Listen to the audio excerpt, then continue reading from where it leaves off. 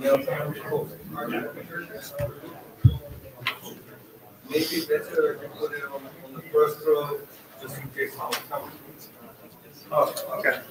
We're supposed to be starting right now.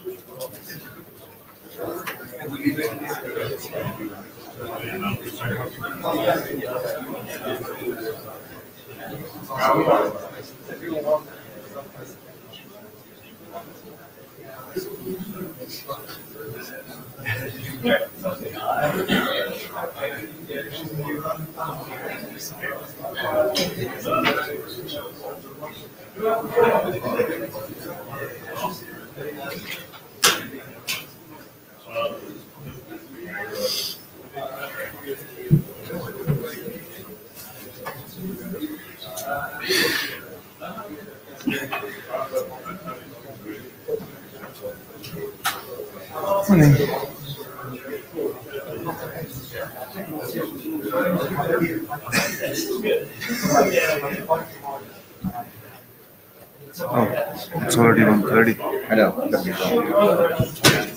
Just trying to finish up this. Just good.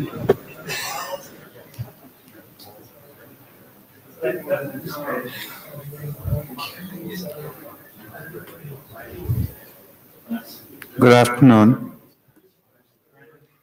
I think we are ready to get started. This is the NetConf working group. If this is not the session you wanted to be in, this is a good time to exit.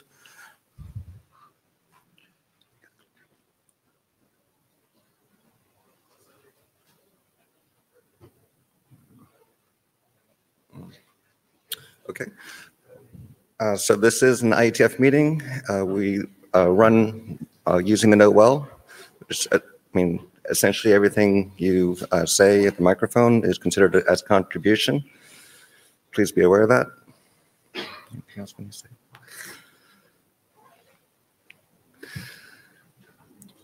The blue sheets are running around. Please sign it and then pass it back.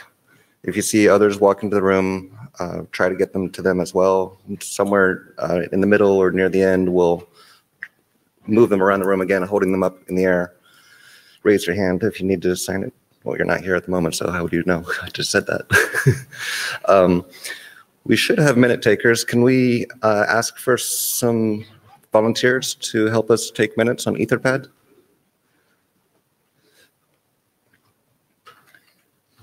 Volunteers for taking minutes? Thank you. And I guess we'll also, so we have to, Jabber, will you be on Jabber? We should have a Jabber scribe near a microphone. Can someone be Jabber scribe? Better? Okay, thanks. And can you see the microphone? Will you be able to see people's badges and read them? I can't hear you very well. Okay, I'll try to speak louder. I guess he was just wanting to make sure that you're in a position to see the name tags.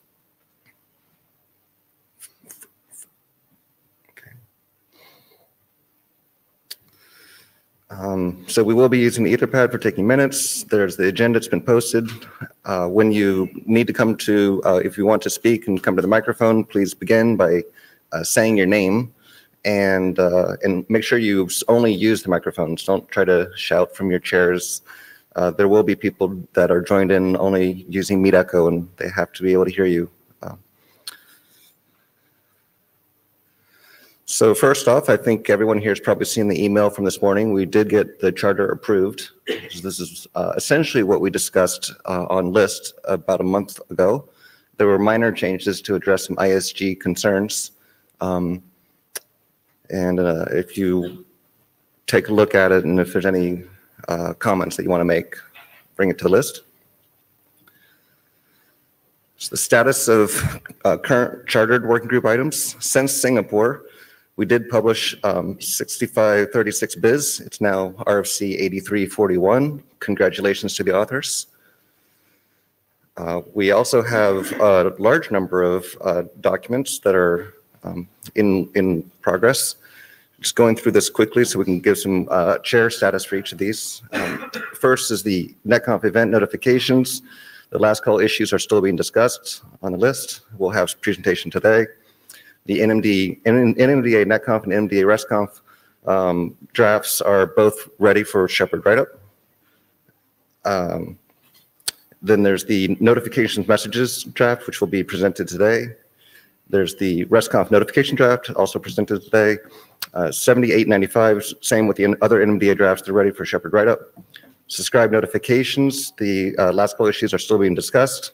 The UDP Pubs channel, it's not on the agenda due to there being no discussions since it was last published, but it was updated, I think, this past Monday, right?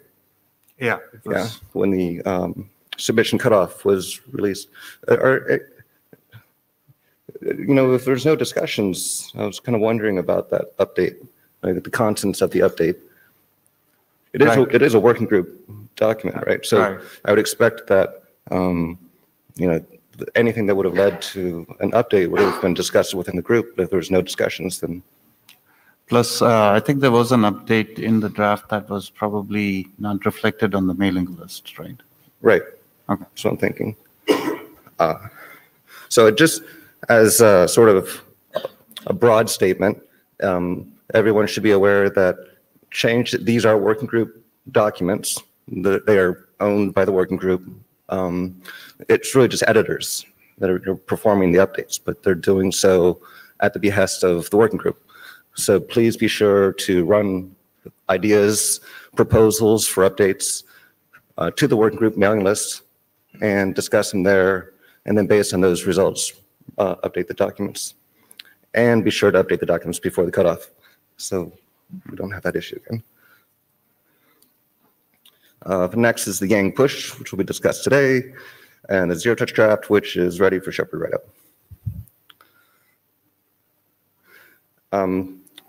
There's also the more chartered working group items. These are all the key store and related drafts, none of which were updated due to the editor being busy. Help would be greatly appreciated here, the editor told me. If anyone is interested in working on these documents, it would be fantastic if you could help with them. We'd get them done faster. Status of non-chartered items. There are actually a number of individual documents that have been recently presented, and they're all on the agenda for today.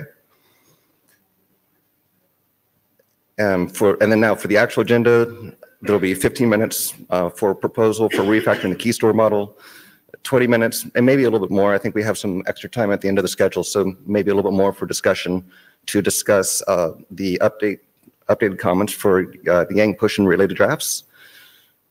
And then there's a number of all the non-chartered working group item documents, 10 minutes each for those.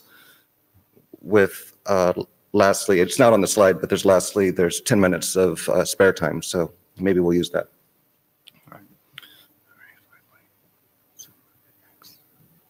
Anything else you want to say?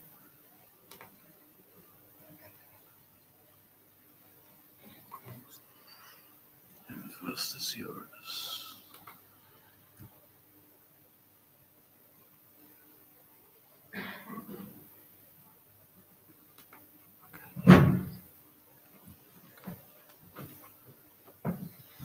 Okay, hi, I'm Kent.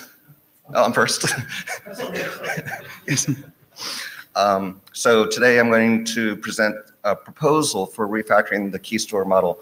As you just heard, the editor has been very busy. So I haven't actually updated the whole Key Store and Friends drafts, but there is this comment that I think Jürgen made quite some time ago about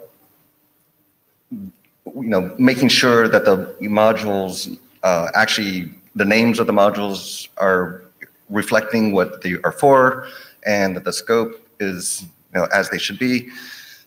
One of the things he asked for was to remove the private keys, the storage of the private keys themselves from this global container, configuration container.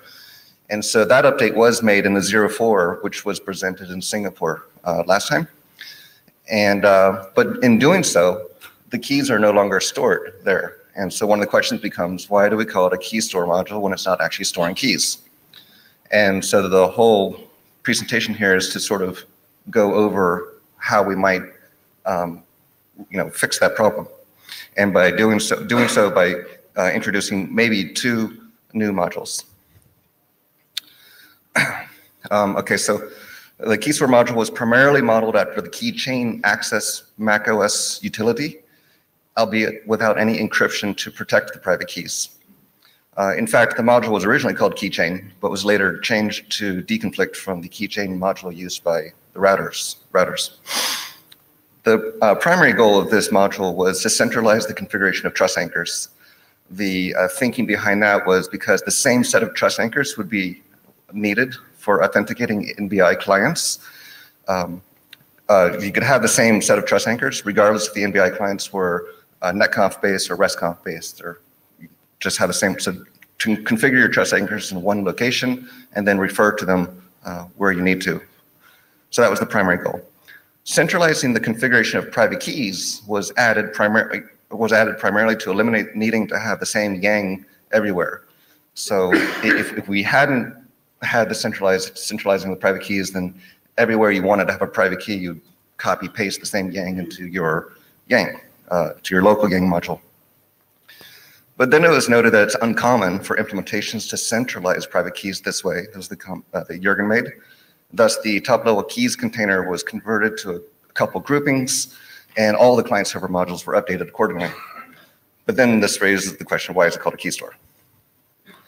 So the proposal is, since the remaining protocol accessible configuration is solely for trust anchors, then renaming the module to trust anchors makes sense.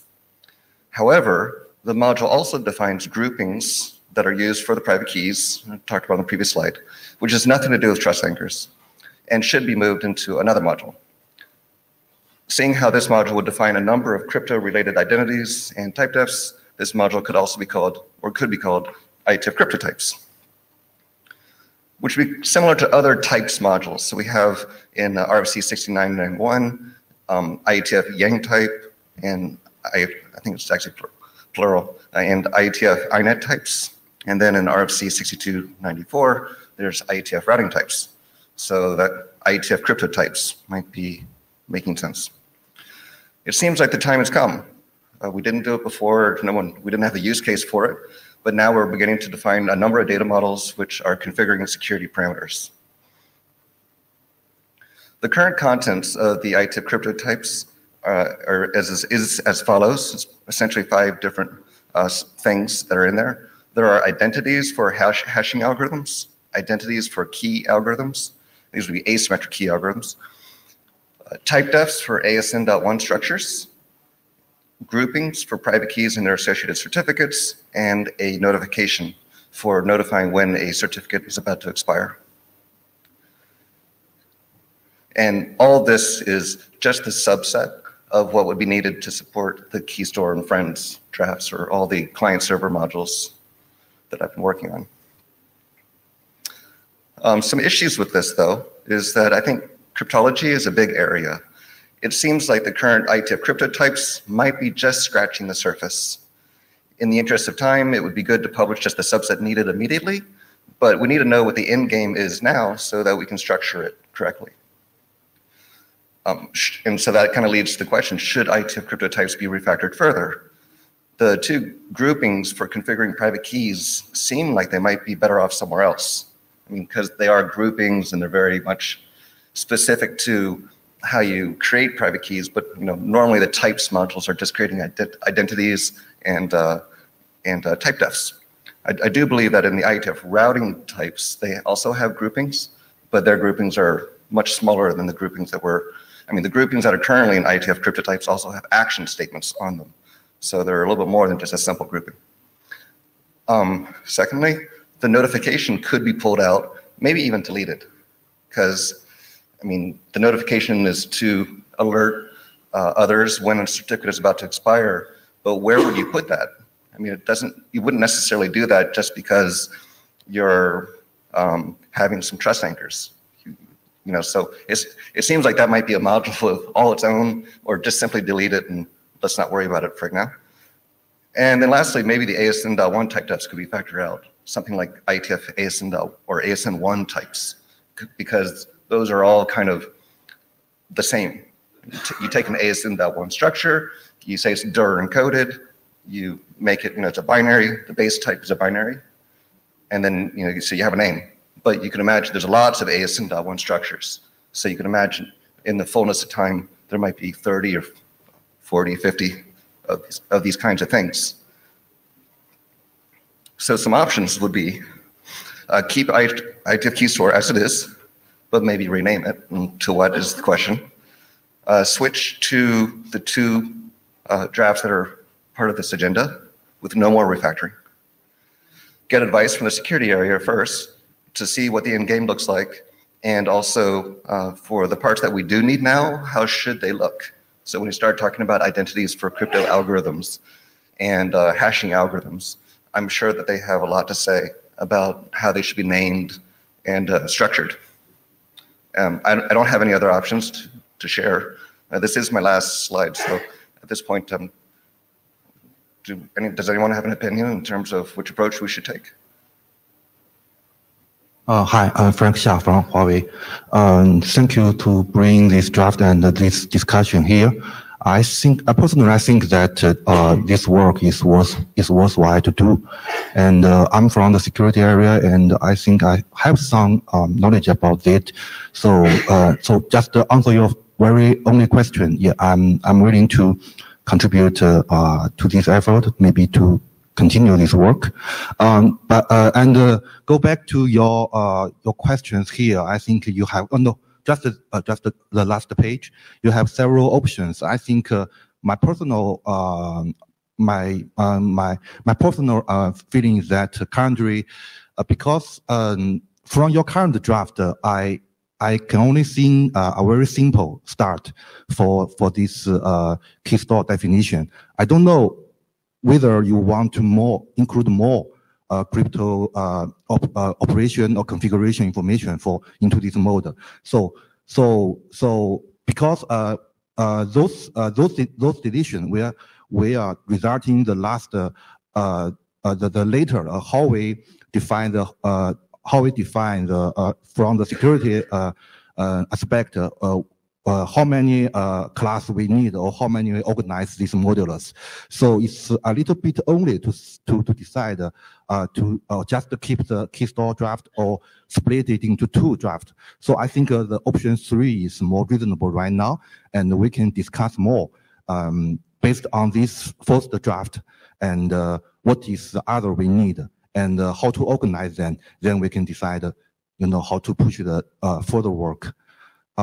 So I think I need to have more discussion with you offline about what is your current idea of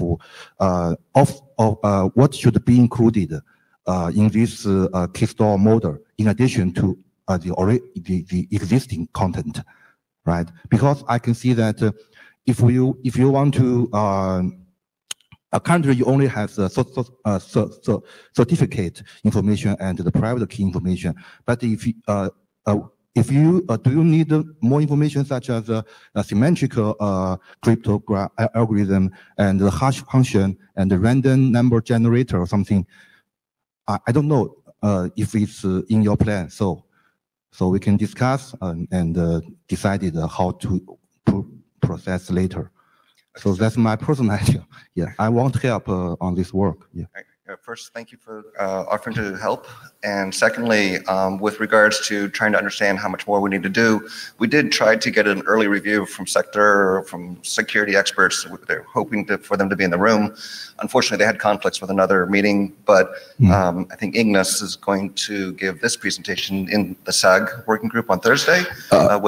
Second, you're right. Yeah, I'm the author of, I just forget that point. I'm the author of the second, several drafts in second working group, which is also talking about the security baseline configuration and operation status baseline of the security part of the network devices. I think there are some overlapping or there are some similarity goals like yours. So I think we need to work together, or which part should be here and which should be there, and how to work in a consistent way. So yeah, you're right. Yeah. I think I'm running late or running over. So Yeah, could we have people behind you who are also ready to ask? Okay. So Rob Wilton, Cisco. So my personal choice, I quite like option 2 here. I mean, I think it's okay to change things in a simple way, but don't do too much. I think in terms of the discussion that's happening there, I'm concerned about us spending a long time trying to get to a perfect solution. And I would rather try and get some of this stuff out and publish now as models and then revise it. And otherwise we'll never actually get these things published. So I'm more keen to actually try and get this stuff finished quicker and then revise it with extra stuff later. Okay. Hi, Eric Voigt, Cisco. I like option 2 as well. And I support this work going forward. One of the things to consider in looking at your draft, it doesn't refer to the trusted computing group's definitions of trust or anchors, and integrating with what the definitions are to the trusted computing group might be a good addition, and it might impact how you actually define the anchor and the trust. Okay, that's a good comment. Thank you. Tom Patch, echoing Rob Wilton, get on with it. In your introduction, you mentioned some drafts that not much had happened to lately. In particular, you listed all the client-server ones. And I'm struck by how well those were progressing, and then we refactored them all. And since we refactored them all, they seem to have ground to a halt. So I'm against refactoring. I'm saying just get it out, publish it. We can always have a nice bite at the cherry in a year's 2's time when we've got some experience. Yeah.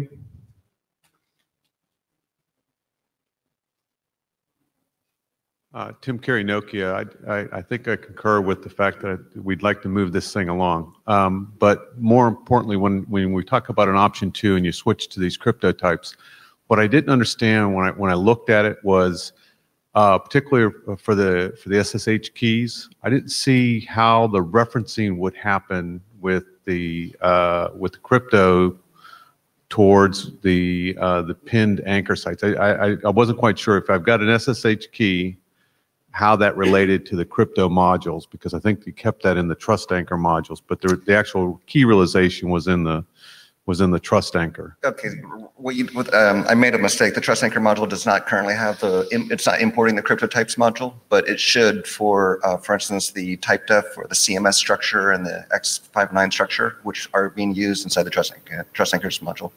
So I didn't see how the referencing happened for the SSH keys between the types and the pinned keys at all. I didn't see a reference between the two modules.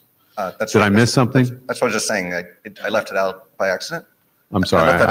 I left out the reference from the trust anchor module to the crypto types module. It's going to go trust anchor to crypto. We just missed the reference. Correct. Okay. All right, cool. Thanks. Okay, thank you.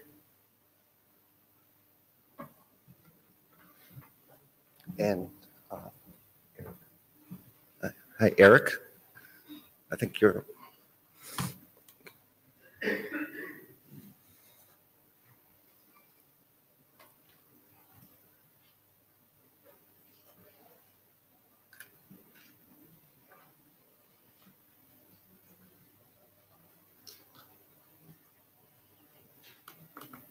Oh, I know. Well, you just did slides. There's not that many of them. Or do you want me to press?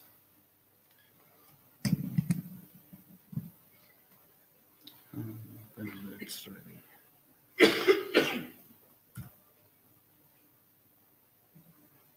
want me to go? Just no. Oh, it's still.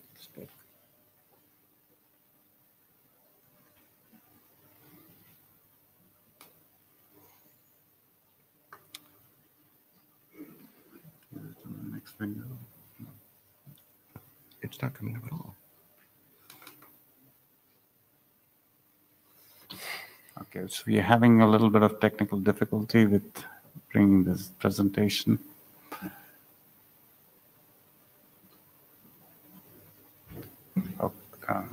Got it. No. Different presentation. Different presentation.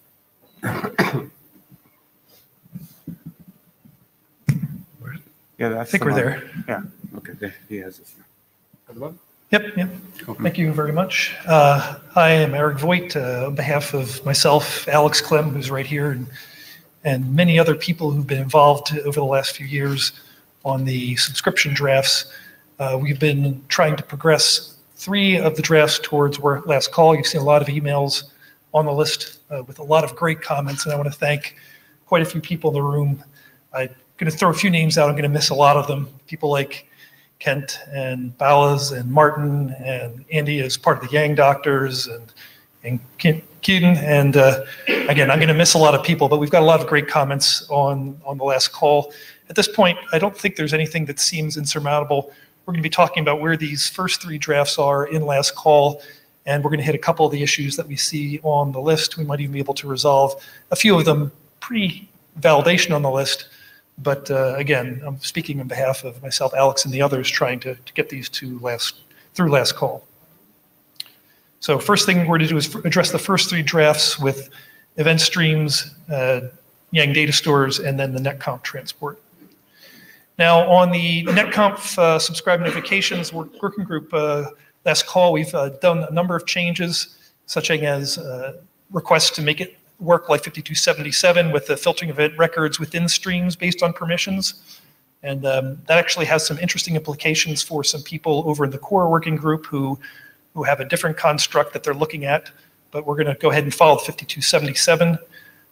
We've had security considerations update based on trying to match the templates put together by NetMod. Obviously, some stuff like tree diagrams referenced, reference numbers used for the state machine figures, breaking out configuration, replay into its own sections. There's been a lot of things which have been proposed on the list. None of these are actually going to be considered closed until we have a chance for people who made the comments or wanted to comment on the proposals have a chance to get through those as part of last call. There's still some unresolved issues. We have some slides coming up that go over several of these that came up from people in the room. And of course, there's more things that could evolve out of existing discussions. For example, the Yang doctor comments are almost complete. There are, again, not huge items coming out of there, but they could drive some more items as well. In terms of review question 1, and this is one that Martin identified, and I think it's a good point. The question was, do we want to use integer? Do we want to use a string object? As an index for receiver instead of using address plus port? The current draft has address and port, but that makes it difficult to go ahead and augment or add new things, such as leaf refs to other drafts where we might want to identify other receivers. So I don't think that anybody right now is going to say they want to continue with address port. The real question open to the group is, do we want to have the name as a string under receiver? Probably yes. And do we want to have address and port as an option to be populated into the receiver, or do we want to just allow people with their own augmentations to define what receivers are? So in talking about this with some people offline and online, the proposal is a preference for option 2, which would use name as a string, but we're certainly open to whatever gets the working group's preference. We're just trying to record what the working group wants to do here. Martin? Yeah, Martin Björklund. So should we discuss them as you go, I guess? What's that? You want to discuss the issues now? We can. I mean, this is trying to give an overview, but go into the details if you want to try to get to some early consensus. Right. So I would prefer option 3. The reason is that NetConf, both NetConf and RESTConf call home has another way of doing this. That is the NetConf and RESTConf client and server documents that Kent is working on. So if we also had address and port down in the receiver list, it would be redundant at the best. Or otherwise, what would it actually mean? How would you use the address and port in the receiver? The question is... You always need something more, right? Like authentication information and stuff like that. It certainly can be a leaf ref to other receivers as defined in those other working groups. I think that makes sense. I do know some people who do not want to reference the external groups and just want to go ahead and configure address and ports. So I see it as an and rather than an or, that people can address with address and port, other people can have leaf refs, and that there's no reason why receivers cannot have multiple things. And what I'm hoping, and again, it's not a strong preference, is that we allow augmentations so that receivers can be defined in many ways, and you just take the set of them in the list of receivers. Right. I mean, option 3 isn't complete on its own. Obviously, it's just a name, so it kind of relies on augmentations in the future. And yes, if we actually had those other documents published, I would suggest that we had references here to those other documents. But we don't have that, so that's why the option 3 is just fairly open. But I still don't understand how the address and port would actually be used. Yes, but the question is, you can still augment option 2 to also allow leaf refs there. So I think but then you would have both, right? So yes. so you could specify a name and possibly netconf call home information and a reference to that, and also address and port. And what does that mean? I think even address and port you can augment for those transports that just need address and port, whatever that would be. That's no transports that we have here, right? Again, I think it makes sense to have address and port. We can close either way. I'm happy with whatever the working group says. It seems easier, but again, if people just want to have one or one of both, whatever the working group thinks. Thoughts? Any others? All right. So again, we'll resolve it. But again, there's just it's just a preference.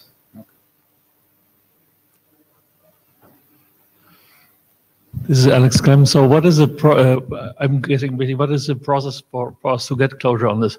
I feel similarly, but preference from my side is option 2. I think actually having address and port, I think many users will need it.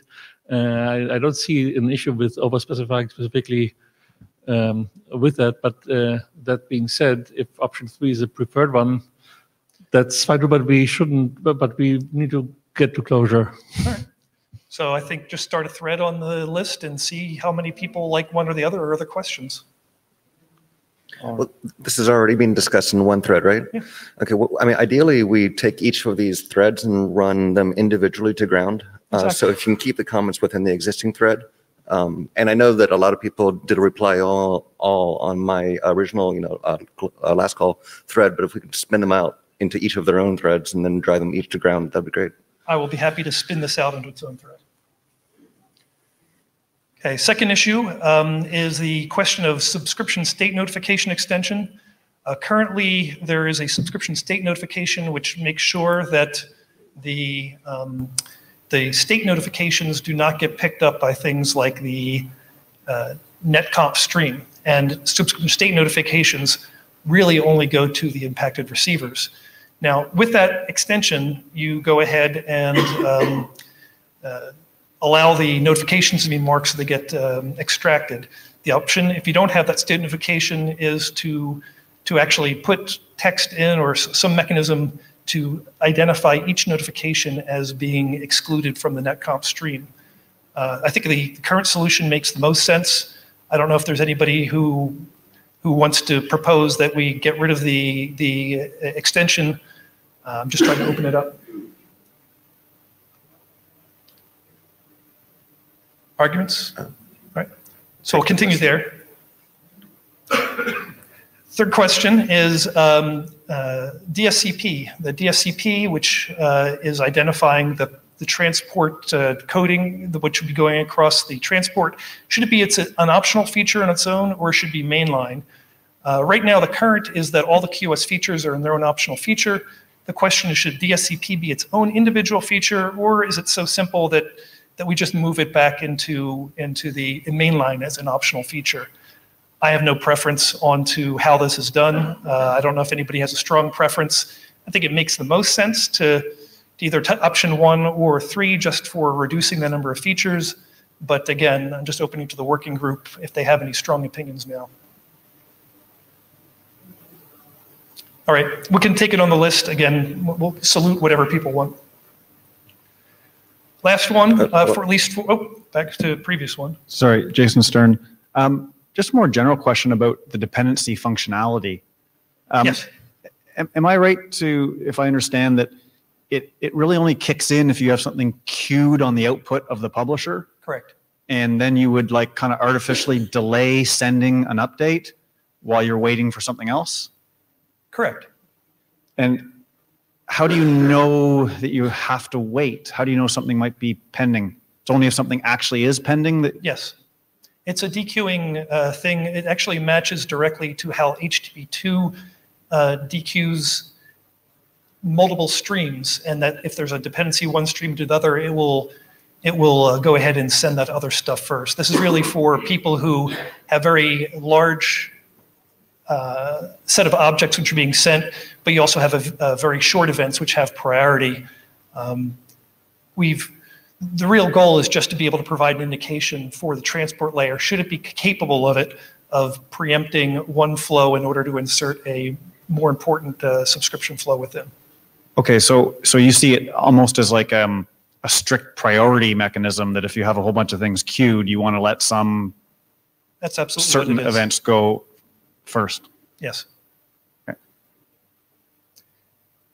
And the text has been tweaked to pull away a normative reference to the HTTP2 QoS, and now the latest version based on the comments is a better text description. But again, we can nail that down. Okay, last one for Yang push is what is the right names to use within the Yang data containers? Right now what we have is established subscription Yang data error stream. Proposal was there that we should actually rename it to something like stream established subscription error info. Again, we'll salute either way. The question is, do you want to have -info at the end or not? It doesn't matter to me. I think some people have stated a preference for option 2. If there's no disagreement, we can just rename it to option 2. There's no reason why we can't do that. Okay. So that's it. That'll resolve quickly. Now, in Yang, another question? Sorry, Jason Stern. It was a question back on one of your earlier slides. You're talking about some changes to authorization. So kind of two questions around that. One is what direction are you moving as far as granularity of dealing with authorization? Because in the current draft, you mentioned that you kind of don't dig it within an event and filter kind of subparts of a notification out. Yes, with events, basically you can either do a pass-fail test, and the text has been improved, but you do a pass-fail test on whether that event goes on that stream goes to that receiver. So if the event contains multiple leafs from around the data model, and that receiver is not allowed to access, leaf 3 out of 5, the idea is that you would filter out the entire exactly update. Okay, should probably clarify that.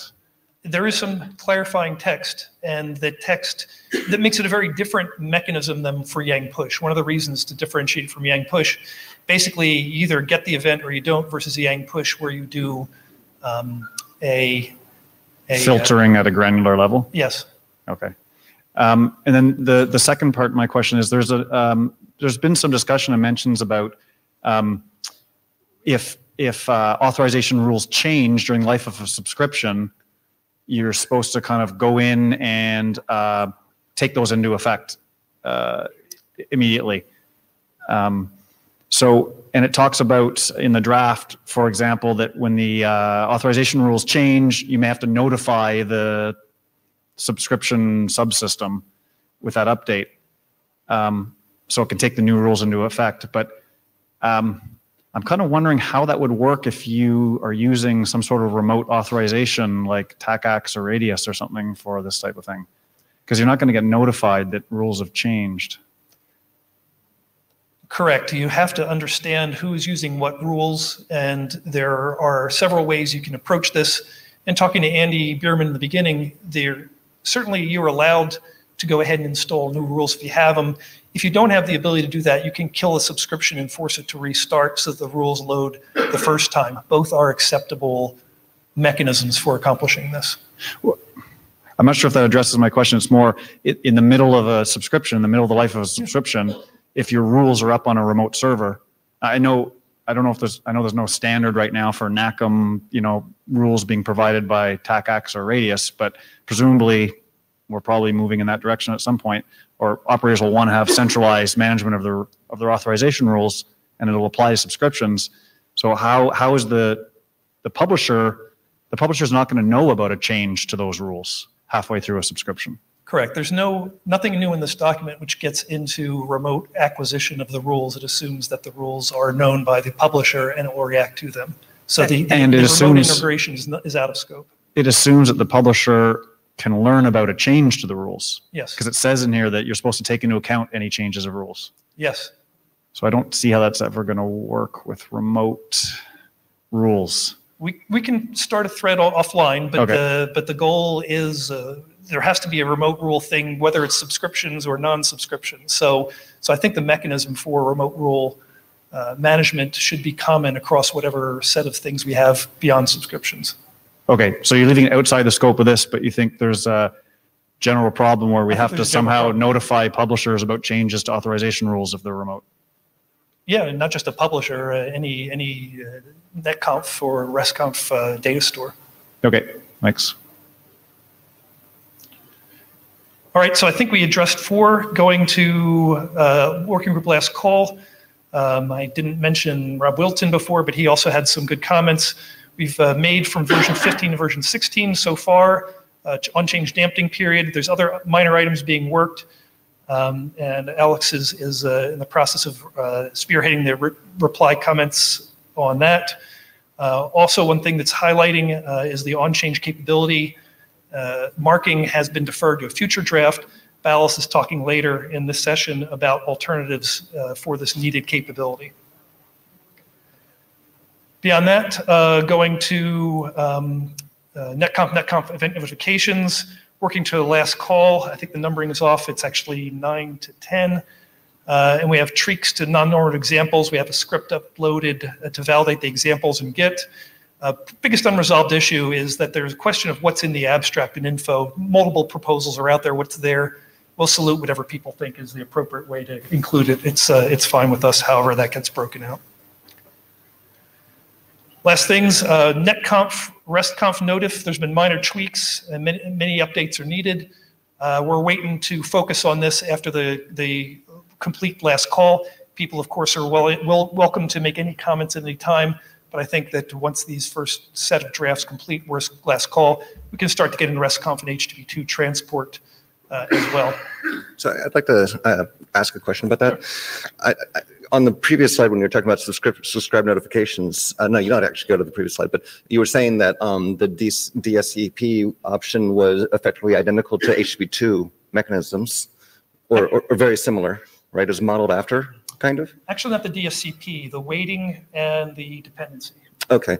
But my thinking is that because of that, maybe it would make sense for us to look at this RESTconf notif draft. We don't necessarily have to take it to last call, but at least understand it, have, for instance, a 2-week review of it or something like that before we complete the last call of these existing drafts. Or does it make sense?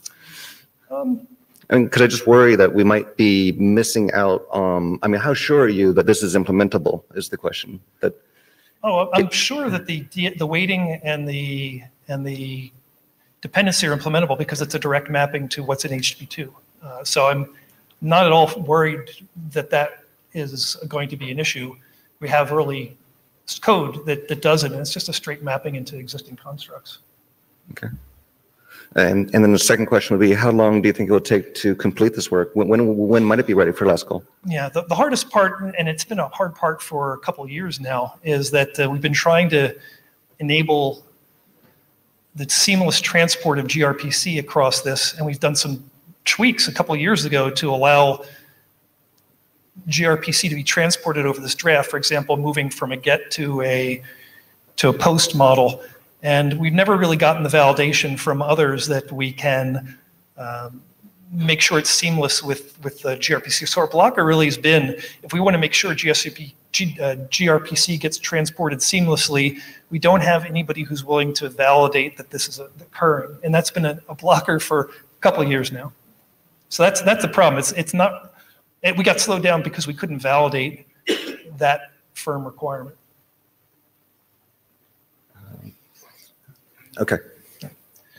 Okay, NetConf notification messages. There's been an update, and two big changes is there's a reduction of two header message formats to one. We could always break back to a two later, but working with one seems to make sense until we find that people want to split back to two. So that's the biggest part. The other part is that we've been having discussions with people over in Core and Comey and with signatures, and there was a desire to go ahead and make signatures a footer rather than be something in the header. The reason is that when you sign something, you want to explicitly sign the header and the body as defined in the footer. So people have asked to go ahead and move the signatures as a separate footer in order to make it explicit what is being signed. We expect additional updates on this based on stuff going on in Comey and CBOR, but this is probably the biggest change. Other upcoming dialogues beyond that is that there has to be something on the capability of receivers. People like Mahesh have seen this with some of his work and his drafts, is that we're starting to get to have to know what is the capability of the receiver when we're trying to push stuff to it. So that's one other thing I expect to be in the dialogues in the coming weeks and so. Okay, sorry, a couple comments as well. Sure. So this addition of the footer, I mean, it's a good idea, but I think this is an example of something that's been added without necessarily going through the working group, a proposal that was brought to the list. I looked for it on the mailing list, I couldn't find it. All right. So just be cautious going forward. All right, that's a good comment. I thought Hank had put it out there on the list. If he hasn't, then I'll work with him to do that. He's going to be writing the next draft, but I certainly don't want to do anything that's not on the list, and Hank is about to do this update. Okay, and my second comment is more as a contributor. I think you need to change your import from being the RESTconf Yang data to Yang data extension, the new draft that was just adopted by the NetMod working group. Happy to do that. All right, Rob. So just one quick question. Have you looked at the size of the data for these sort of telemetry notifications relative to, say, what gRPC would generate? So I know that Rob's going to speak later, I think, but he was talking to the routing working group how they've tried to optimize the size of the messages to be as small as possible to get the most data off. So I was just wondering if there's any comparisons. I just see there's a lot of fields up there. I just wonder, is that going to be a lot of overhead in terms of the size of messages? Absolutely. The question is, what is the overhead this implies? Most of the objects in here are optional. And again, the people who have been pushing this, again, are on the CBOR side of things. So the question of efficiency is going to be one that is mostly relevant based on what Hank and CBOR and Comey people have been looking at. I am believing that the proper way to at least spec it is to get the fields identified, and later we can go ahead and say, do we need a single bundled message, and look at efficiency that way and identify the standard headers that are there. So there has been some work a while ago trying to get down to the standard fields that are identified before doing a detailed analysis, and that detailed analysis would probably be for specific transports rather than general. Yeah, I think it's just be interesting to see what that size difference is. Absolutely. So, yeah. Agreed. Yep. So Rob Shakir, Google, I think it's fundamental to do that analysis that Rob's. Rob, can you speak up, please? Oh, sorry. Maybe I'm not tall enough for this microphone. I think it's fundamental to do that analysis. What we've found with designing alternate solutions to this is that we've refactored a few times due to getting that efficiency. Actually, the deployability of it depends on having efficient encoding.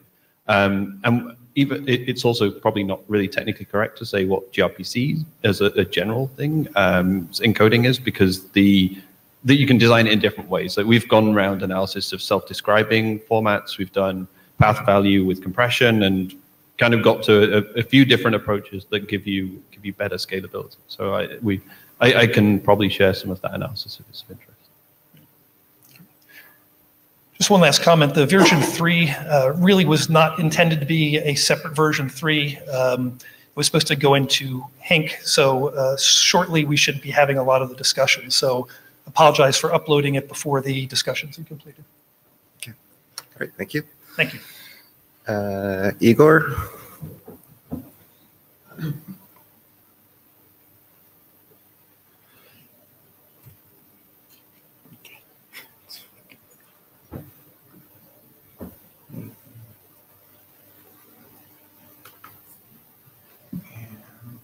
Okay.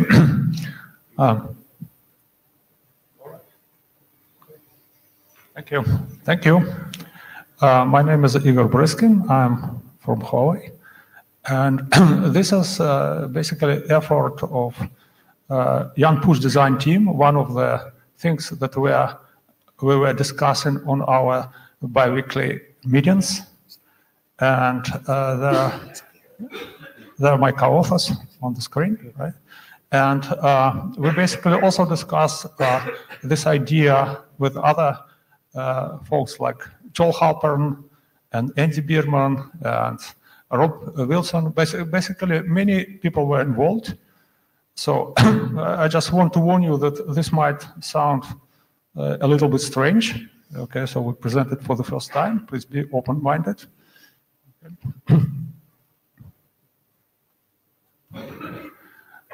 Okay, so basically the whole thing, what is all about?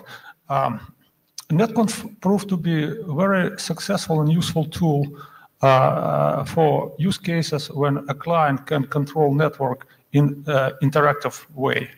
Basically, the client asks for certain configurations, then basically pick up certain data states, analyzes data states, calls some RPCs, whatever, then asks for more reconfiguration, so forth, right? So, but the client cannot micromanage network every single behavior, right? So there are always things that network has to perform while client is not looking. So what we are trying to do is there any way to control the behavior of the network when it works autonomously, but still provide a way for a client to say something about how this behavior has to be done?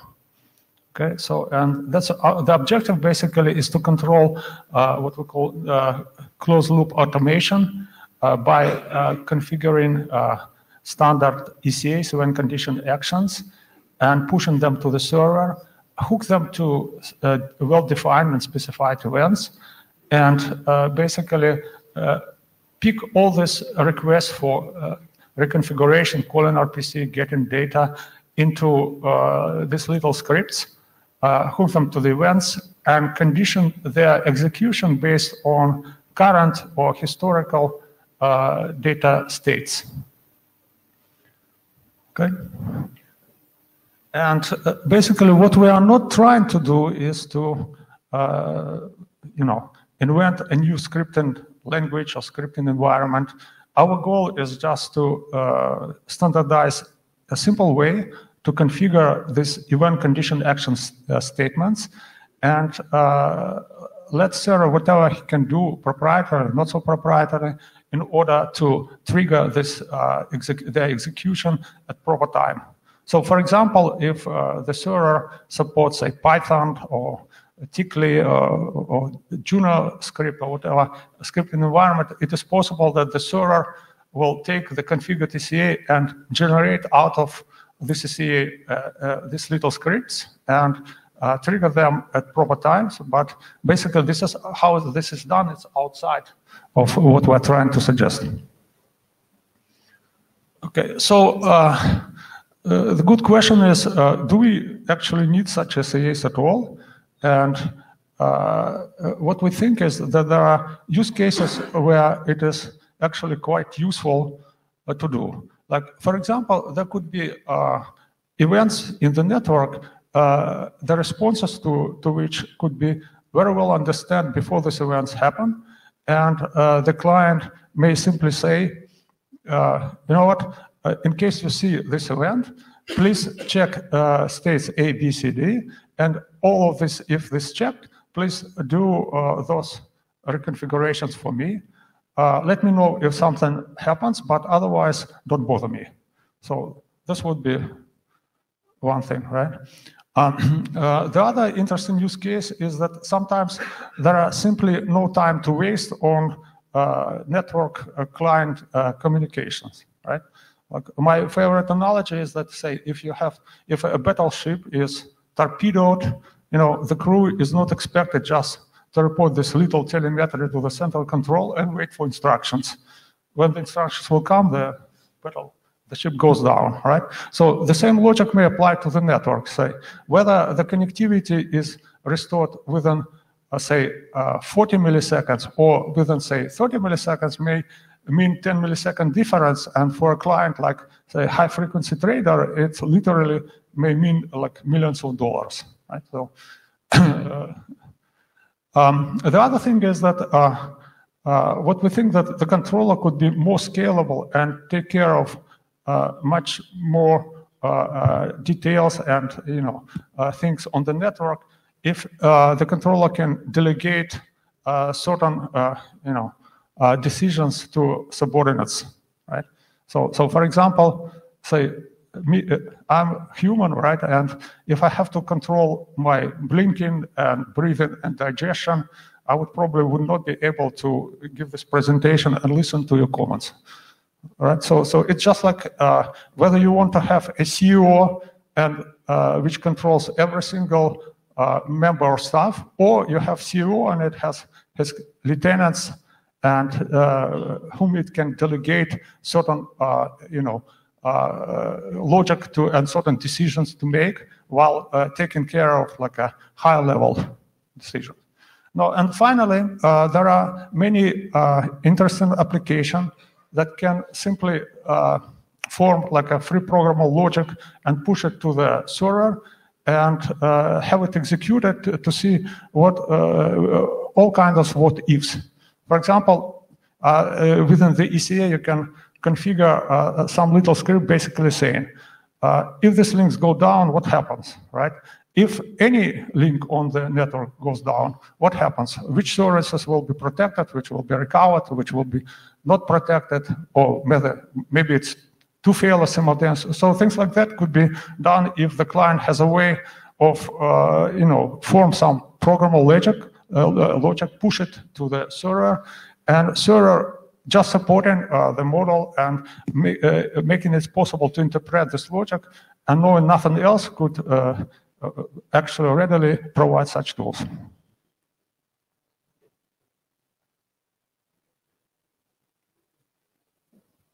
Okay, so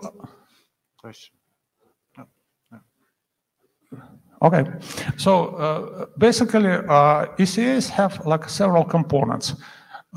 One important component, what we call policy variable, and it's maybe not a good name, but this is something that we want to call the ECA state. ECA state is some result of condition evaluation or action execution or whatever that you can remember and use in condition immediately within the same ECA or maybe between ECAs, right? So for example, if you want to condition a certain action like reconfiguration based on not a current data state, but say median data state over a certain period of time, or the rate of change or velocity, the change happening, right? Then the PV would be the place where you keep evaluating and keep modifying this value, and then you can use in the condition expression. And policy variables we defined, they could be just like C variables. They could be global or local, and local could be dynamic or static. So the local PVs, they're only scoped to a particular ECA, and they are not accessible from to a particular ECA, and they cannot be accessible from outside of this ECA. And the global PVs are those states that could be shared between ECA. So one ECA may, for example, compute and update this state, and others can use in condition expressions to make decisions. Igor, can you speed up a little bit? Sure, sure.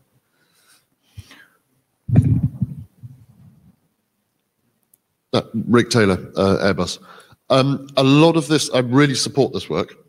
Some work's going on in the DTN working group, which has been brought in by some of the space guys, because although they're not using NetConf and NetMod for this, they're already doing this with existing spacecraft. You can imagine you launch something out of Pluto, you need it to react to events and manage it itself, because your round trip delay is quite long.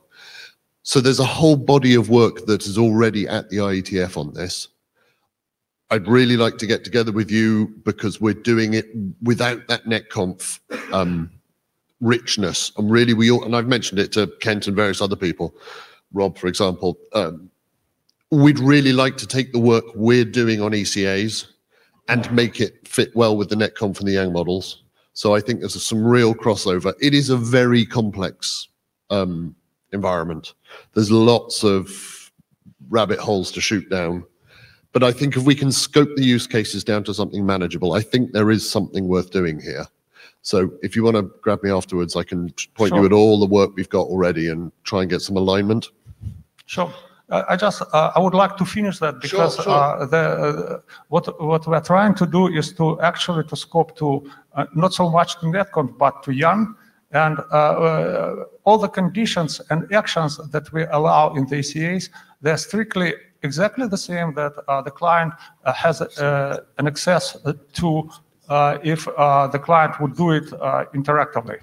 Okay, there's no, it's just like your usual get data, edit config, call RPC, make a subscription, remove subscription, send notification, stuff like that, and nothing more than that. So it's just basically taking whatever client can do interactively and just bind them in these little scripts. So that's why I hate the policy word, because as soon as it is pronounced, it seems like to be a curse on IETF. Everything to do with policies, it inevitably fails so far. That's why it's maybe a proper call. It's like ECS state, but that's another story. Right? So again, ECA has like three components except for PVs. It's event, condition, and actions. Event could be anything that basically it's either explicitly defined by one of the models that Sora supports, right? Or it could be subscription, say Yang push subscription or smart filter subscription. Basically, what we're interested in is that just the trigger, the smart trigger, and basically that's why we think it's a generalization of Yang push, that this trigger does not trigger notification like in case of Yang push or smart filter. Instead, it does something else. Like for example, network reconfiguration. But otherwise, it's basically the same as the trigger or explicitly defined event. Now, condition is it's a logical expression. Igor, please you have just 1 minute. Oh, okay. Please. So condition is a logical expression which is either evaluated to true or false, and it could be either expressed as an XPath expression on assumption that Sora supports XPath expression, or you can build up from simple comparisons and hierarchy be to a logical expression. And basically, one last thing. The actions are limited, so it's not anything you can do. It's only limited to your traditional NetConf style edit config, get data, call RPC things. But for example, unlike smart filters, in the notification you can set not just a current data state, but for example, historical data state or any derivative of that. So because we have this luxury of PVs to provide, right? And you can obviously you can share conditions and actions between ECAs, and you can actually chain ECAs one after another and call one ECAs from the other. That's all. Yeah, thanks. Question? Tim Carey, Nokia. Just a couple of comments. One is has Jürgen seen what you're doing with respect to that? Has he weighed in at all? Do you know? Jürgen Schroeder? He's online, but So the reason why I asked that was because in LMAP, they created a Yang model already that did similar types of things. And so I'm just wondering if there's a duplication here that can be reused. The other question I would have is, I know that in the NetMod group, there's the finite state machine model, and I'm questioning whether this is a duplication of what they're doing there. I'm not saying I agree with Rick that, this is important work. I'm just wondering if it either hasn't already been done or isn't already being done somewhere else in the NetMod on one of those two things. Right. So I didn't talk to Jürgen yet, but I did talk a lot to Andy Bierman. And basically his opinion, that's exactly how he sees policies based on NetConf-Yang. Okay, so, and in his opinion, this is like a simple way to actually push policies, whether we call it ECAs or not. And it's just taking all the riches of the NetConf or Yang modeling that already is in place and just use them in a programmatic way. Right. I guess my statement or my comment is that before you get too far along there, I'd go look and see what the LMAP guys did, and also what which guys? Sorry, the LMAP. They've already done it as part of an RFC. It's the information model that includes same type of approach to do it, and it's been tied into the IPPM work for performance monitoring and diagnostics and stuff like that you need to do these actions. All right. And it's got the workflow engine in there as well as the work that's happening in a NetMod for the finite state machine. And I was going to mention the same thing, that you really need to take a look at what's going on in NetMod, working with the finite state machine draft that's being presented in the very next session. So you may want to go to this. This work may go there. I'm not sure if it fits the charter in this working group. Just a quick, Rick Taylor, quick point to the chairs. I think that the fact that this work is sort of cropping up in other working groups who sort of have a need for it, I think either NetConf or NetMod, or probably NetMod, I think need to own this to stop us all inventing it in our own working groups, again, slightly differently. Because you look at NetConf and you say, oh, well, hold on, I can automate some of this. And then we're here again. So I think somebody needs to grasp this and own this properly. So, okay. Sure. All right, thank you.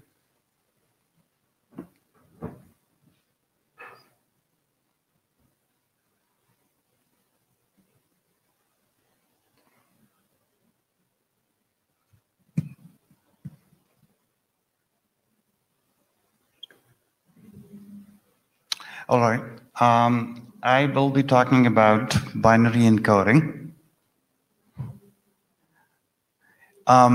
Really, although the title says binary encoding, the idea is that we want to introduce the concept of being able to negotiate an alternate form of encoding. So one of the proposed parameters is to say that the URI would allow you to specify a comma-separated list of encodings. So one of the suggestions coming mainly from Martin was, and this is something Andy had also proposed, is instead of having a separate activate that both the client and the server advertise their list of encodings. The client does it in its preferred order, where the server does it in a random order, and the client just picks whatever the next encoding is that it likes, and it sends it in that format. And we're willing to adopt that and drop the idea of activate. So what is being encoded? So there was a bit of a discussion around whether it makes sense to do encoding above the messaging layer or including the messaging layer. So this is relating to figure 1 in RFC 6241. There are, of course, pros and cons of each. If we go everything above the messaging layer, which means keeping the RPC in the XML format, you don't quite get all the benefit of encoding, say, in a binary format, because you have to do base 64 encoding. The disadvantage is that now the messaging layer has to be defined for every encoding mechanism. So this is something we can take it to the thread, but if there are any comments on what would be the preferred method. Next, the suggestions on encoding formats. There are several that people have suggested. I've just listed a few of them. The first question is, I think that Robert Wilton asked, is how to track revisions of an encoding format. I think the answer coming from Martin was, well, it'll be just another string specifying the version number. The second question related to, do we need an identity definition for each one of these encoding formats? I think, again, Martin responded and said that we don't necessarily need it. If it's registered in IANA, it's an encoding format.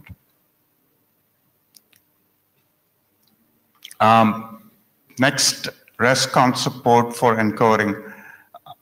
We currently list here the capability, and maybe it's my impression, but I could get it wrong, is that the content header in RESTCONF would allow you to specify the encoding that is being used. Now, if there are other implications as a result of it that we need to be aware of, I would love to know.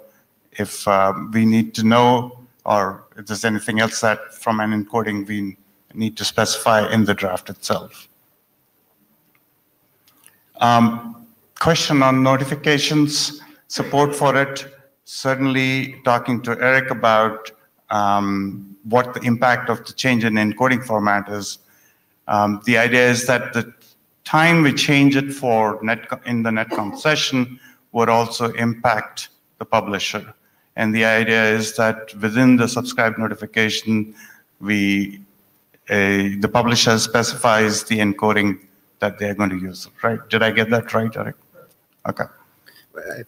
As a contributor, I think that depends if it's a dynamic subscription versus a configured subscription. With a dynamic subscription, you pass the encoding as a parameter. Of the configured subscription, it's both encoding and protocol.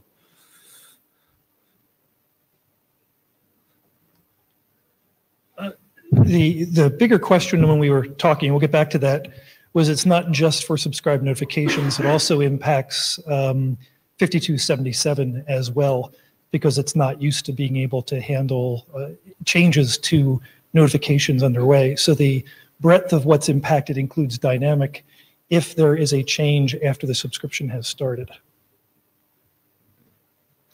Right. So I think on the 5277, maybe the agreement is that we won't be able to support 5277. Correct. All right. From next steps perspective, it's to update the draft reflecting some of the comments that we have already received on the mailing list, and then ask for adoption once we have updated the draft. Questions? I have a comment on the NetConf drafts about the encoding. Can you speak up? I'll probably try to. Okay, so can you go to the next slide, maybe? Yeah. So if you just encode the stuff within the RPC, so first of all, if it's a binary encoding, you would have to somehow base encode it, base 64 encode it or something. That's correct. Right? So then you would have the open RPC tag and then a blob of base 64 data and then end the tag. So that doesn't match the XML schema defined in 70-41. So you would have to have a weird XML, or your XML parser would have to be prepared for getting data that doesn't match the schema and decode it and then do something about it. Okay. Right? So I think that the only way that would work would be to actually put the entire session in, binary encoding and do that, including the message layer. Okay. And that goes with, you have the same issue with notifications and so on. If you just change the encoding of the notification body, within XML or JSON, it's going to be tricky. I don't know how that would work. Okay. So, yeah. Right. I guess what was influencing us was the fact that CBOR, for example, doesn't necessarily talk about the messaging layer. So we'll have to, in addition, now define the messaging layer for, say, CBOR as an encoding format. Rick Taylor, this might be a naive question, but If you're changing the coding, including the message layer, and I take your point about if you're base64 encoding binary within your XML fragment, then you haven't got something that validates until you post-process the internals and then run it again. It's no longer netconf, it's another Yang supporting configuration protocol like RESTconf or CBORconf or whatever. So why have different encodings for netconf? Why not just say we'll do a binary conf? Probably has to do with the adoption of netconf protocol itself and the need for a more compressed form to transmit the data. Okay. I think you said it, but I mean, rather than switching the encoding, switching the protocol, right? Yeah, I was actually just going to respond to that. Go for it. Jason Stern here, because I think the intention there is that you're still encoding the RPCs and all the operations layer of netconf. So still netconf is just in a different binary encoding. Yeah. Sorry, just responding, Rick, again. The ResConf is pretty much a worked example of that. It does pretty much everything NetConf does. It's just got a different name and a different encoding, but it's still the same old RPCs and it's the same shape protocol. You know, we do the same things. Perhaps it's just semantics, but I don't see the point of just encoding the content and leaving the messaging in the original encoding. But I'm all in favor of keep the shape because we all know how this works. Let's not invent something wildly different. But I think we're halving the problem in the wrong place. Okay. Rob Shakir. It would be interesting to see for the binary encoded approach. However, and having to do some unmarshalling of base64 or whatever it ends up being, what the performance of the underlying transport is at the same time, right? So this is kind of, we'll make the message payload more efficient, but if we're in single stream SSH land, like I'm pretty sure that the throughput limit is not you're going to run into the throughput limit of the transport at any large data set anyway. So at that point, then debating about exactly how we encode this thing is sort of a moot point. We should maybe just design a protocol that works. Okay, so a couple comments. First, as a contributor, I think that the desire for wanting to binary encode the data is primarily for high throughput or large messages, mostly telemetry, analytic type data, which makes me think about the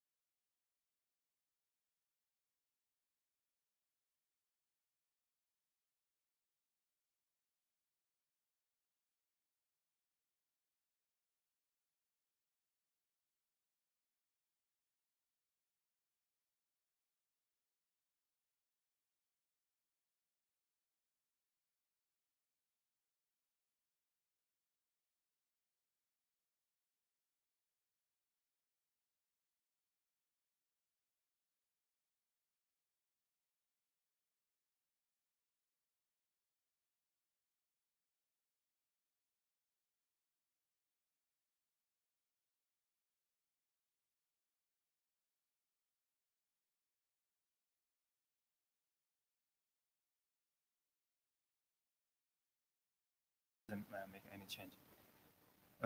Clarify the relationship with the young push mechanism draft. Actually, in young push draft, they define the push change update notification. This is actually application specific notification. So we compare this application specific notification with the notification we define in our draft. Actually, we can see the three main differences. The first is for push change update, they focus on the per subscription basis. That means they only can be used to send the per subscription data store contents inverted by the client.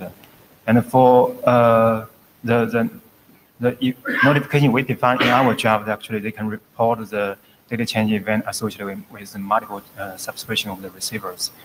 The second change is the push change update actually is application specific, but the NETCONF data change actually is general purpose notification. So no need to tie to any subscription ID. The last change actually is for push change update, they focus on push entire or portion of the data store contents. But for the notification we define in this draft, actually, they can report the data store metadata like who make the data store change or identify specific location or phase of the configuration changes. Yeah, that's. Eric Voigt, just one other thing worth adding in the differences is that the push change update is a Yang patch operation as well. So it defines a delta to the data store rather than the objects. Yeah, sure. I'll let you. Okay, I think for next step, I just want to get a feel the sense of this idea from the room, and we can decide whether they fit into this working group, whether we need to standardize this kind of mechanism. Yeah, that's all. Comments? So Tim Carey-Nokia, well, I guess you got one thing for sure that we kind of missed when we did the NMDA.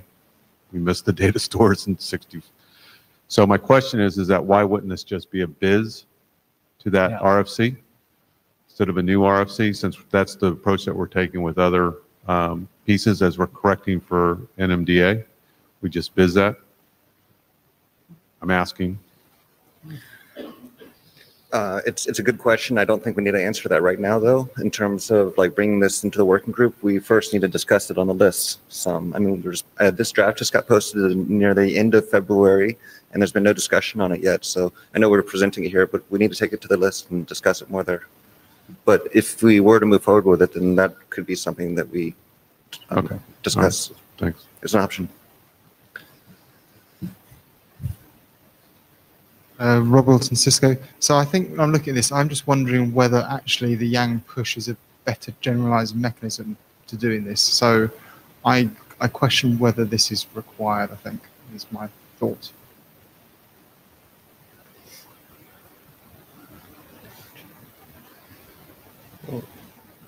So Robert, it is a notification, and notifications are pushed through Yang push. Okay, to clarify, I think that I wonder whether you want a single notification to say that the configuration has changed in the operational state data store, or whether it's better just to have a generalized subscription on that data store, the configuration nodes, and then you get told whenever any config change happens, you get given the diff, the patch anyway. So this feels like this was before you had things like Yang push. This is somebody hard coding a particular notification. I feel that subscriptions and Yang push is like a generalized mechanism that you can just choose to subscribe to whatever you want to. And should this be just one of those things? Does it need to be special cased? So to answer Rob's question a little bit is that I see this as two problems, right? One is broken RFC, right? Because you're missing the data stores that are explicit in it. So fix the RFC. The second is that you got a new notification, right? And the question is that new notification, do you want to tie that to a push mechanism, or do you want it to use the generalized notification mechanism that would be in 5277 or something like that. And I think that can go on the list, but fix the RFC and then ask if you need to have a new notification mechanism to be part of a stream. And I think, then that could be its own draft or maybe even part of a biz, but certainly fix the RFC. Balázs Erickson. I see value in this that you are trying to transfer the who changed it, and also, let's say, some other metadata, for example, origin could be changed. These are not present in Yang push. On the other hand, you are missing the subscription, you are missing the filters, you are missing stored configurations, you are missing a lot of things. And if you start pushing all this data with additional metadata, that will be a lot. And I don't see it worth duplicating really the functionality.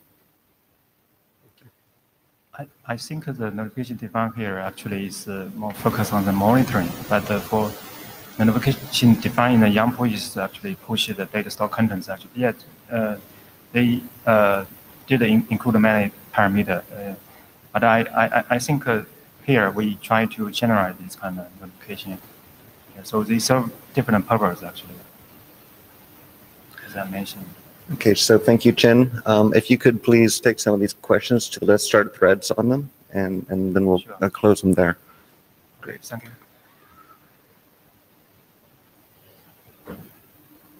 And now Rob, thank you.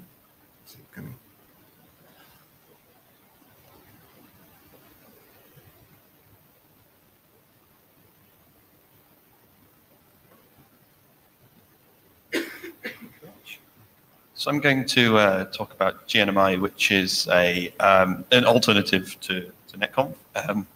I was asked to come and present here after submitting some wider, after we submitted this draft and after talking in RTGWG. The motivation for talking here is want to kind of inform the IETF about the open source development that we're doing and the implementations of it, particularly as this alternative. Feed some of our development and deployment experience back. We have this in production at some scale, so we've kind of been through a bunch of iteration of making it work. It kind of feeds back to some of the binary encoding discussions and comments I was making. And invite anyone who's interested to contribute. It's an open source project in terms of specification and code, and we're not asking for adoption here, so I'm sure it would be controversial if we were, so we're maintaining this outside of the IETF, and we'd like to keep it that way right now.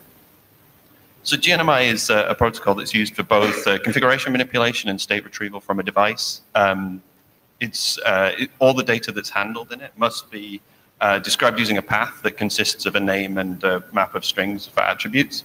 There's no requirement for that to be Yang modeled. It just has to conform to a tree that has those attributes. And we wanted to do that to make sure that there was some flexibility in the modeling language that could be used for payloads. It's built on top of gRPC, which is a framework that Google open source, and it's managed in the CNCF. It's an RPC framework that uses HTTP2 as the transport, so it's got efficient streaming involved in it. There's the RPCs that you can describe in gRPC are either unary, so request response, or server streaming, client streaming, or bidirectional streaming. So where both sides can send a multitude of messages. The multiplexing of those RPCs is over a single HTTP channel, and the kind of implementation looks after a lot of the channel management for you. And so as the producer of data, you send it onto multiple channels, and the HTTP2 transport underlying multiplexing and management is looked after. Service definitions in gRPC are written in protobuf, so the GNMI specification is, and the encoding that's used on the wire is proto. Inside of that in GNMI, then we have a bit like the encoding enum that we were kind of talking about earlier, the same thing, and can encode into binary values, which are protobuf binary serialization, or JSON or ASCII text, etc. So GNMI has 4 RPCs. It's relatively simple. It's got a set RPC which does the manipulation of the writable state of the target. So this has a simplified transaction model on top of the the way that the one in NetConf works. So we assume that we require that the client pre-stages the set of changes that are going to be made in a single transaction, and then sends that set message as part of the unary set RPC to the device. The device then applies the entire set of changes that are within that message, or rolls them back. We found that this gives us a bunch of simplification on the client side. We don't have to keep track of multiple candidates that are happening, or long-lived candidates. And in our change workflow, and in the change workflows of those that we've worked with on this project, it's as soon as a machine is making this configuration change, it doesn't really get bored and walk off in the middle of changes, so it can be trusted to have compiled the set of changes that it wants into a single transaction. The subscribe RPC is a streaming RPC from the target, which is what we call the network element, the device, to send state to the client. We have immutable subscriptions, so they're created with a particular mode and a particular set of paths. They can't be changed during flight. There's 3 different modes of those subscriptions. So we have a stream, which is a long-lived push from the device. So the client opens a connection, subscribes to a set of paths, and for these things, then the target continues to update those paths according to either events or cadence-based sampling. We have a poll, so for the paradigm where we would like a client to still be able to request when it gets sent data. And then we have a once, which is an efficient way to do a get without requiring the target to be able to marshal all data at once. So essentially you start an iterator and you walk through the tree and you advertise everything that match the paths that you were specified. Streaming data, as I mentioned, can be sampled, so where the device takes a sample every n milliseconds or whatever frequency is specified in the RPC, and then sends a value, or it can be unchanged, so that's when the value changes, a notification sent, or a mix of those. So we have this mode called target defined, where basically either the data model or the server implementation determines how best to send a certain leaf. So in that kind of case, if you have a counter, then it's sent as a sampled version. If it's something that's an event based, then the target sends it as an event, and that gives us the most efficient way to be able to choose how to allow the target to choose how to optimize for the tree that it knows about. In GNMI, and particularly for subscriptions, then the target always timestamps the packet. So this gives us the ability to, rather than SNMP where you have, I poll at time X and then I don't know, I get a response at time Y, but I have to assume that the sample came from time X. The timestamp at the device tells you exactly when it was taken, so you know you can continue to build a more accurate graph. And some of our telemetry, it's particularly noticeable when you kind of compare the telemetry data to the SNP data. Rob Wilson, Cisco, just a quick clarifying question. You said timestamped at target. If you're reading counters from the hardware, is it the timestamp you want the counters read from the hardware that you'd expect, or is it when they get put into a message and sent? No, when it was taken from the hardware. Okay. So it's when the value changes is effectively when you're looking for. Sorry. When the value changes or is read from somewhere is as close to when it actually changes what you're after.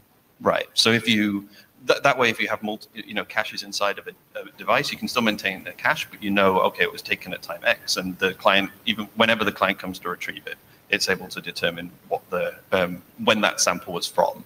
Equally, if you've got leaves that are populated with BGP session went up or down, if the timestamp is when that happens, so when a new client comes along, it's able to say, okay, this happened, but it happened at time X, many moons ago, rather than it was a new event occurring right then. Okay, thank you. We then have two other RPCs, a GET RPC, which is designed to be a snapshot of state at a particular time. It's particularly used for configuration state retrieval, where you want to serialize the configuration into some message and send it to the client. But we've kind of debated, and there's some talk in the specification around the scaling implications of this. If you have a large set of data to be able to serialize, there can be some. It's not as efficient as putting them into these individual notifications where the target's able to choose how to serialize for performance. And then we have a capabilities RPC, which is just used to understand both the encodings. So we support protobuf and ASCII and JSON, as I said, and then the models that the device supports. So this allows you to know what schemas you need to understand. You mentioned that Yang is not required, so do you have any other means how to communicate the models supported by the target?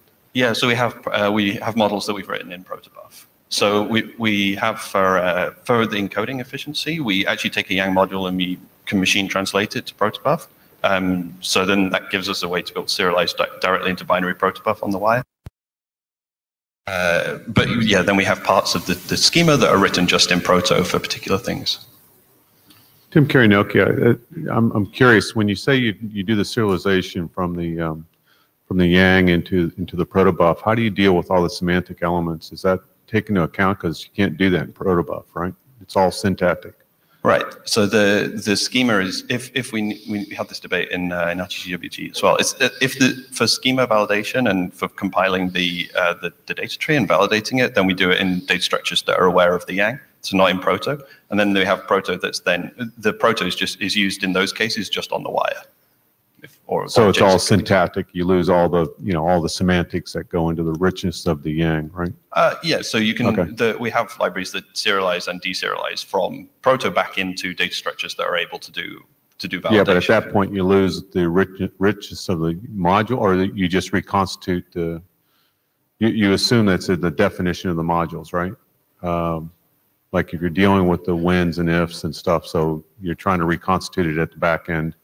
It's not on the wire. You got to have both ends have to have the Yang. So right? I think it was separating the use of proto as a schema language and the proto or Yang as a schema language from a serialization. So we have, if we write a schema in proto, then yes, of course we don't get those things because proto doesn't support that.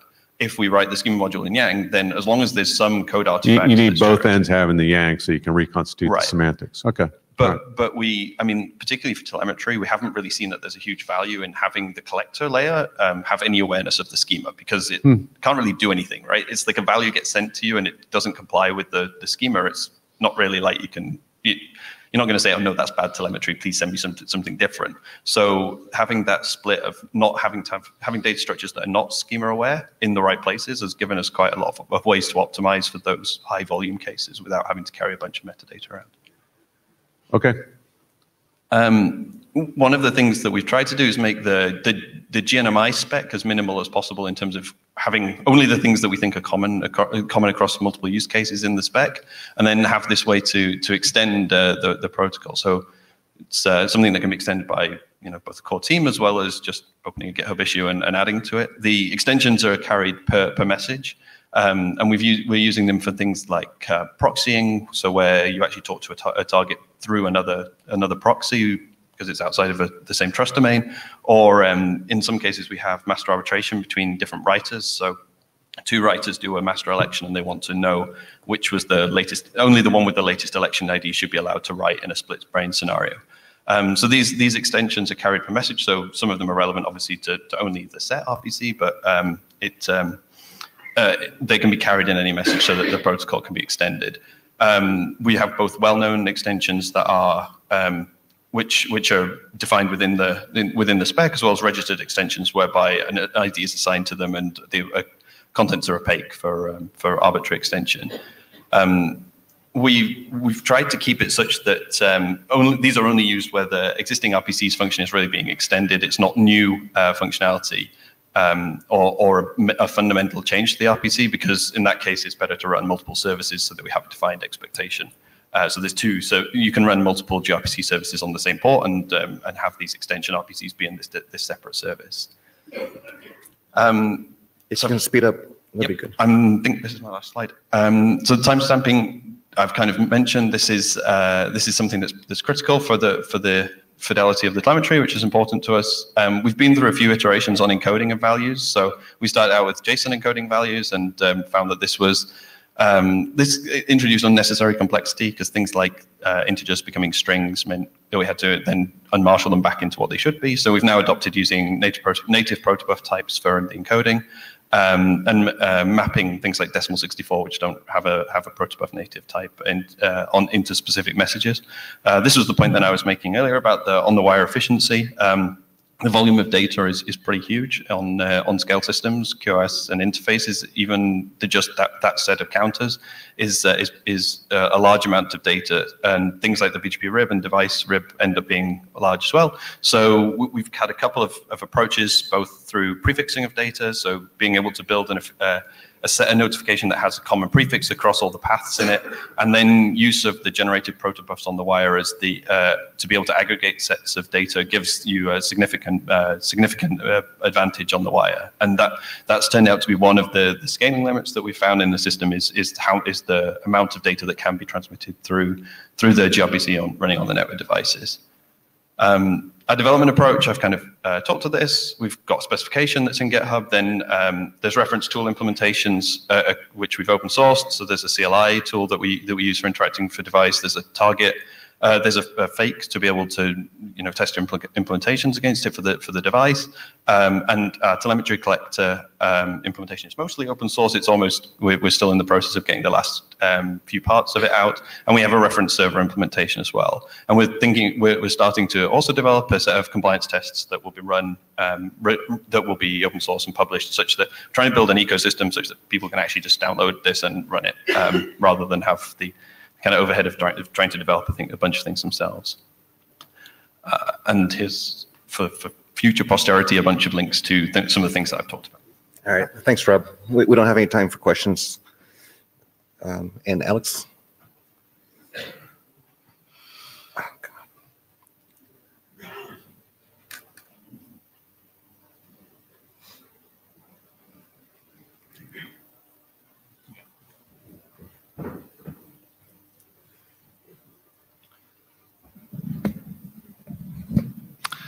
Thank you. So, I'm Alex Kemp from Huawei. I'm presenting an update basically on a smaller draft comparison of NMDA data stores.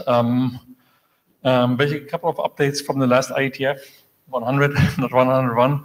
Basically, again, just to recap, this draft defines basically just one RPC that allows to compare NMDA data stores. Basically, the issue is that given that there are multiple data stores with data values propagating between them, there's the issue what happens basically when, for instance, data values don't propagate correctly or take longer time to propagate. How would you be able to troubleshoot those sorts of things? So basically, for those items, basically, it's convenient to have a comparison or discrepancy detection or diffing basically type of operation. So a couple of, we had some discussion on this on the mailer, and based on this, basically we posted it just yesterday, actually a new revision with a number of changes. One thing basically what has changed since Singapore is we added examples into the draft. Also, there was the discussion concerning should this be called discrepancy detection or something else. So basically, we removed the discrepancy detection. Basically, it's now comparison and diffing to make that actually clearer and simpler, if you will. Then there is one feature within this, which was an optional feature before concerning a dampening feature, which basically was intended to report differences only when they persist for a certain amount of time. So you could basically specify that only when you see a difference, don't report it immediately, but only when you see this persisting for some period of time. Feedback was from was on the mailer to rather basically move this out.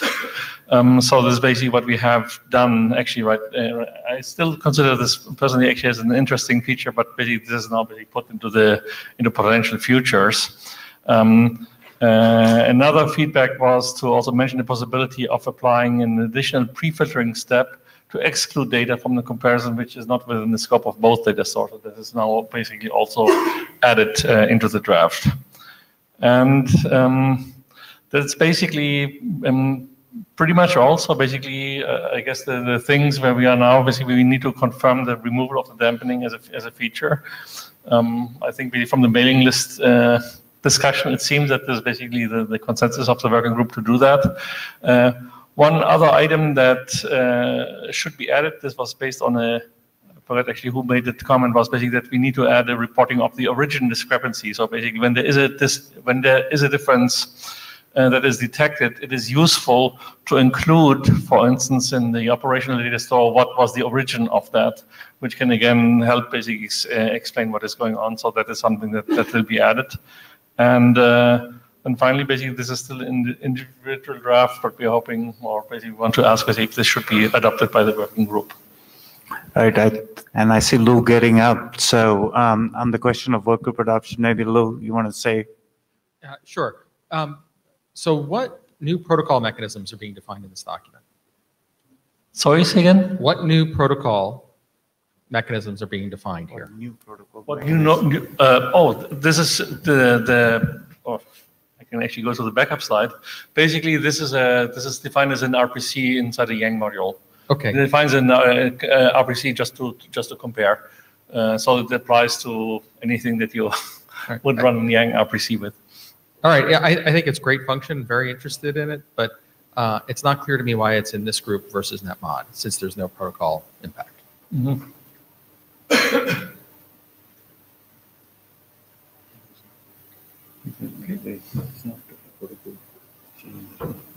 I guess I'll be more explicit as Lou Berger again. I suggest we bring this into netmod and present it there and ask for adoption there.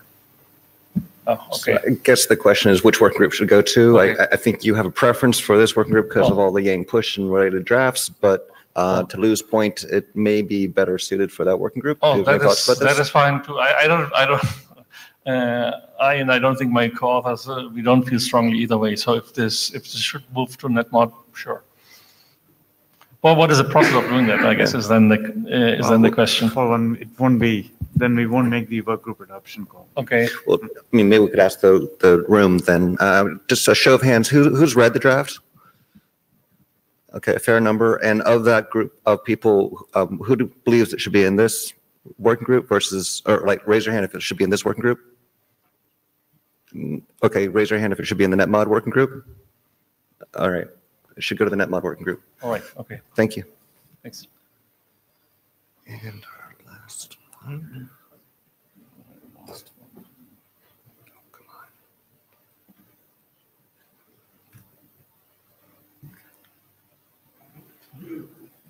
Second.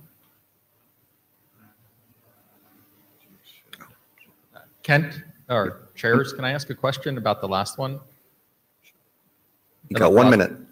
Okay. I'll note that we have time on the agenda in netmod. Shall we take this up in this meeting? Think about it. I'm Balazs Zenger from Ericsson, and I'm bringing you a little problem that was pushed out of Yang push to make the main drafts progress faster, but is actually part of that problem space. So we have the on-change capability in Yang push, which means that changes will be immediately notified whenever they happen. But we know that implementations will not be capable of sending on-change notification for everything. There are a number of reasons for this. Some objects like counter can change very frequently. Maybe the changes are not meaningful, like a small temperature change. But I think the most important is that maybe it's not always implemented for every object, that we monitor it and we immediately notify changes about them. And in some cases, hardware limitations might also play a role. So if I'm on a big router, then I can send notification about any change. If I'm on a small router with limited resources, maybe same models, I can't do that. But practically, this means that although I say I support on-change notifications, specifically, I'm allowed not to send notifications for anything. Right? That means that client and network management system cannot really depend on it because, yeah, maybe this one interesting object was not implemented for on-change notifications. Then how can I use it, really?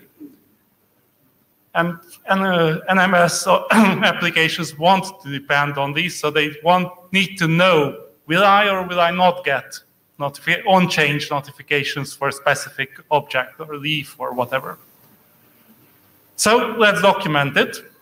And there was a proposal based on Yang extension statements in the Yang push draft that didn't meet with everybody's liking. So the alternative, based on some of these requirements, is to use a Yang module. And the main point here from the requirements is that this information, which specific data nodes will send on the change notifications, is needed both in implementation time and runtime. Most of the time, a vendor already knows that, yeah, I won't send on-change notification for counters, but I will send on-change notification for, I don't know, configuration, or let's say BGP peers, or changed Yang modules, or changed some other big changes. Also, some of these items, let's say, can be changed also in runtime. Let's say new Yang feature can be switched on in runtime. So then I need to know, and that might mean that I send on-change notifications for different objects. So there is a separate need for implementation time and runtime information about this. So that's why I propose that we use a Yang module to document which objects will send notifications. And with the coming draft that I'll present in another hour about Yang instance data and how to document Yang instance data, that will allow us to have design or implementation time documentation about the same thing. So what I'm really proposing is a Yang module, or that would extend the IETF Yang library that contains these NetConf notification capabilities. It will have a set of data, so default capabilities for each module. Do I send on-change notifications about that module, yes or no? And if there are some specific objects, specific data nodes that behave differently than the Yang module default, then I have a possibility to mark those ones as well in the notification capability list with the node selector and the change notifications.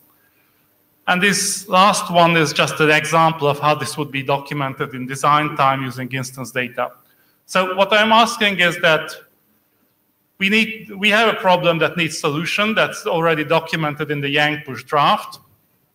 And defining a Yang data module for this, a small Yang data module for this, would be a simple solution that supports all the requirements as I see it. So I would like to ask for a work group adoption for this draft. So I don't think it's appropriate to pull for. I think it's important work. Like you said, it was pushed out of Yang push, but this draft was just submitted end of February, and there hasn't been any discussion on it yet. And also, I believe the set of authors are currently very busy on a number of working group chartered documents that we really should probably see to completion before we bring on any more work to that group of authors. So perhaps we should take this to the list, do some more discussion, and then see a little bit further down the road if we should adopt it. Actually, we had an offline meeting with those authors, and most of them supported it, or actually all of them. I'm sure they do. The question is, do they have the bandwidth to actually work on the document? I expect that I will do the majority of the work, but yeah, that's a question. Okay. Yeah, this is Xiao Jianding from Huawei. So I have read the draft. So this draft addressed the problem of identifying which objects on change notification are spot or not.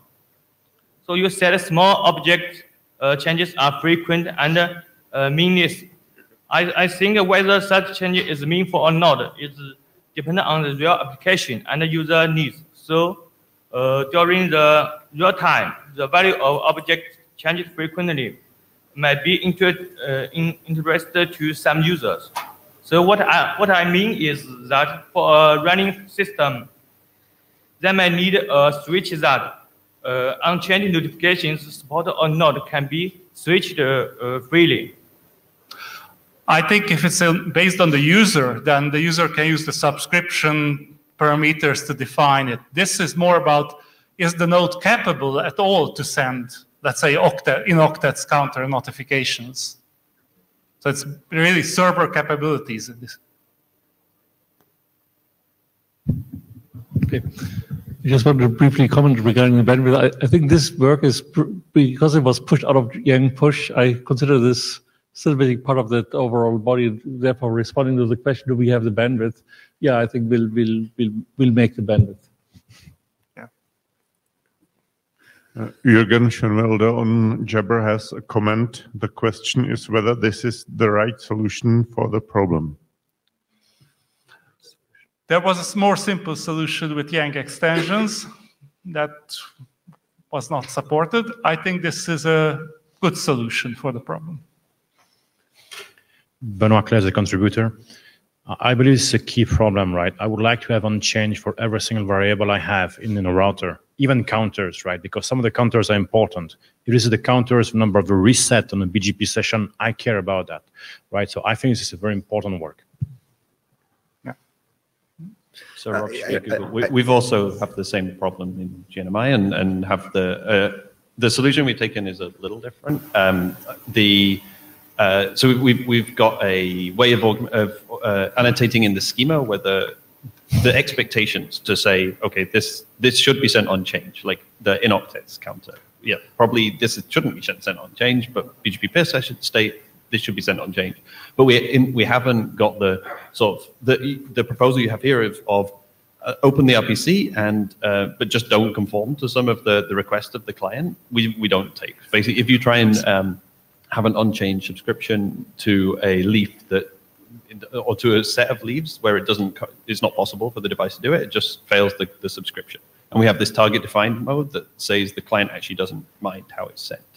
And that the problem here is that you enter a whole world of complexity if you accept a subscription where you can't actually meet the request. So it leaves a whole load of compliance and of functionality to sort of undefined in the implementation. So I kind of prefer the approach of failing. If you ask for a subscription that the node isn't able to honor, just failing and not opening the RPC at all and not starting stream. Originally, this information was in the schema, but not everyone liked that. Then some people said that this may change runtime, which objects I support or I don't support. So. Absolutely. So the annotation in the schema is really to say what's the practical, like what's the recommendation or what's the way that the schema that knows about this data should send it. The bigger question I have is whether you want to go to this complexity of accepting an RPC that you can't actually honor the parameters of. Because that's what you're talking about here. You're saying someone asked for unchange and you can't actually do it. Not really, because what I'm saying is that I accept, let's say, the subscription request for everything, but you have to understand that when I say everything, then I mean everything with these exceptions. So I'm limiting already what I'm promising you.